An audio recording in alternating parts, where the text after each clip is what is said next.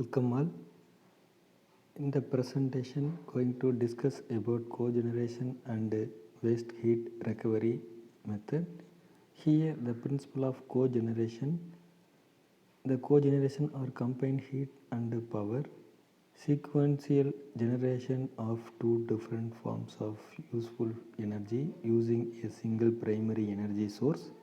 Most use electrical or mechanical, and thermal using heating or cooling techniques. Here the cogeneration is after receiving the fuel, the system will give in terms of heat and electricity output.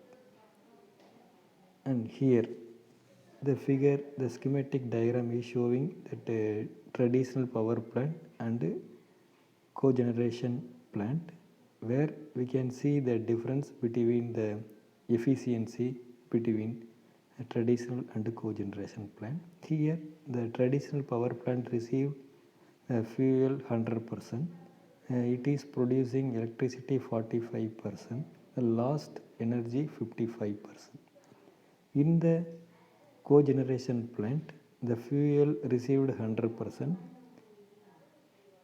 the electricity outcome will be 45%, the thermal power use 30% due to the recycling, and the lost energy will be 20%. The lost energy of traditional power plant will be 55%, which is more than twice of the cogeneration plant. So in order to reduce the loss by using the cogeneration plant, need for cogeneration, thermal power plants are a major source of electricity supply in India. The conventional methods of power generation and supply to the customer is wasteful in the sense that only about a third of the primary energy fed into the power plant is actually made available to the user in the form of electricity. In conventional power plant, efficiency is only 35% and remaining 65% of energy is lost. The major source of loss in the conversion process is the heat rejected to the surrounding water or air due to the inherent constraints of the different thermodynamic cycles employed in power generation. Also, further losses of around 10 to 15% are associated with the transmission and distribution of electricity in the electrical grid. To improve energy efficiency by achieving through the cogeneration method. In the normal traditional method, due to the high energy loss, can't able to achieve that required demand. So that we need to approach the cogeneration through this method. To reduce use of fossil fuel, because the fossil fuel leads to too much pollution in terms of air, water, land, and so on. Because of that, our entire environment will spoil. In the future, we can't utilize the surrounding place, so that we need to reduce the use of fossil fuel. So to reduce the emission of CO2 is possible in the cogeneration compared with the traditional method. If we are using the traditional method, we need to set up more filtration circuits and pollution control units as well. So in order to, we want to reduce the pollution by using the cogeneration techniques. The cogeneration system cycles generally classified into two categories. First one is topping cycle, another one is Bottoming cycle. Cogeneration system can be classified as either a topping or a bottoming cycle on the basis of the sequence of energy uses. In a topping cycle, the fuel supplied is used to first produce power and then the thermal energy, which is the byproduct of the cycle and is used to satisfy process heat or other thermal requirements. In the bottoming cycle, the primary fuel produces high temperature thermal energy and the heat rejected from the process is used to generate power through a recovery boiler and a turbine generator. In generally, the boiler and turbine difference is that the boiler will produce steam and the turbine generator will generate the power through the steam. This is the basic difference between boiler and turbine generator.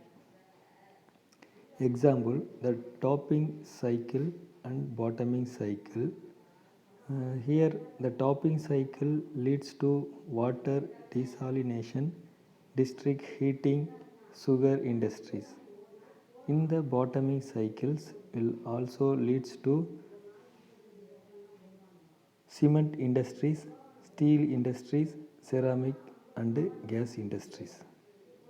There are different types of topping cycles are there. Here we are going to discuss about common topping cycle.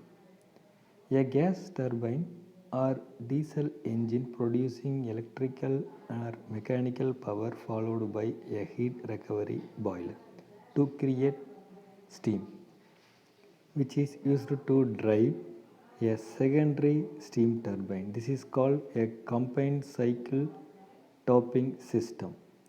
The second type of system burns fuel any types like coal, oil,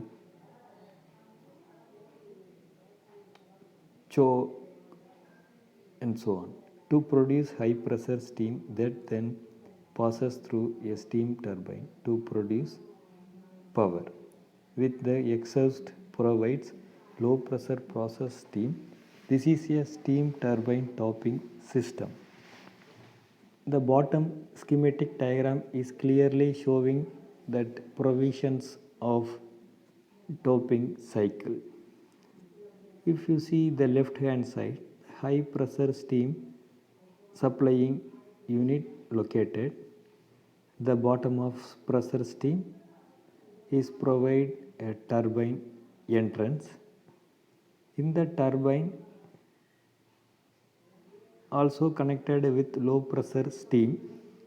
In the low pressure steam will utilize to preheat the other units like economizer, preheater and so on.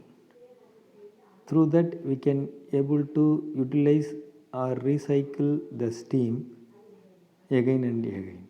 The generator after entering the high pressure steam hitting on the vents or moving blades automatically torque will produce on the turbine rotating shaft. In order to we can achieve the rotary movement from the ideal position of rotary shaft. That rotary shaft connected or coupled with generator. In order to the generator will start to generate the electricity. A third type of employs heat recovery from an engine exhaust flowing to a heat recovery boiler where it is converted to process steam, hot water for further use. The fourth type is a gas turbine topping system. A natural gas turbine drives a generator. The exhaust gas goes to a heat recovery boiler that makes process steam also. Well, if you see this schematic flowing chart will provide a clear view about the gas turbine topping system. The generator will generate the power, as well as the diesel or gas engine will also generate power, which is supported to the generator. And the waste heat recovery boiler is also provide the steam to process of steam. We can able to use the steam for further processing or additional requirement in the industrial unit. Also the stack receiving the waste heat recovery boiler output. The diesel or gas engines will also supply the hot steam to the jacket cooling water. The cooling water heat exchanger will receive the jacket cooling water. After that, the hot water will entering into heating unit and the hot water supplying unit, and the generator will generate the electricity. In the electricity will receive through the electrical grid. Through that we can get the electrical power supply output. The bottoming cycle are suitable for manufacturing process that require heat at a high temperature in furnaces and kilns, and rejects heat at significantly high temperatures. Bottoming cycle plants are much less common than topping cycle plant. In the schematic diagram is showing that emerging stack and how the bottoming cycle will be. If you see, there will be different units which is achieved in that bottoming cycle concept. The existing dust recycle conveyor, dust settling chamber, dust recycle conveyor, project battery limits, quench tower and dust chamber, boiler, bypass, turbine, alternator, economizer, electrostatic precipitator, condensate heater, future is sulfur oxide scrubber and stack, also located in this bottoming cycle plant. And cogeneration is likely to be most attractive the following circumstances. The demand for both steam and power is balanced, consistent with the range of steam power output ratio that can be obtained from a suitable cogeneration plant. A single plant or group of plants has sufficient demand for steam and power to permit economies of scale to be achieved. Peaks and troughs in demand can be managed, or in the case of electricity, adequate backup supplies can be obtained from the utility company. Within this, I will